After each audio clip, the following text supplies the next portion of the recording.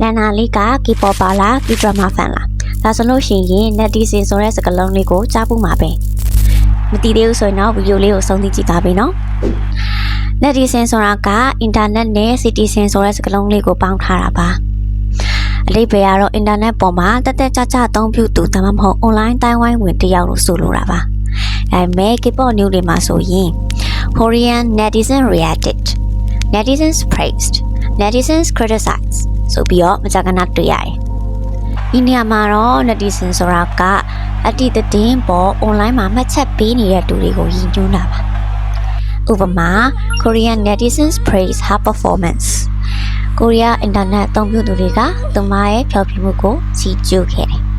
Netizens are debating the issue online အသုံးပြုသူတွေကဒီကိစ္စကိုဆွေးနွေးညှိခုံနေကြတယ်ဒါကြောင့်နောက်တစ်ခါ K-pop သတင်းတွေဖတ်ရင် netizen ဆိုတဲ့စကားလုံးလေးမြင်တာနဲ့ပါတိတ်ပဲလဲဆိုတော့တန်းပြီးတော့မှတ်မိတော့ရပေါ့နော်နောက်ထပ်သူကြားတဲ့စကားလုံးလေးတွေ့လို့ရှိရင်လည်းထပ်ပြီးလာပြောပြပါအောင်မယ်တတား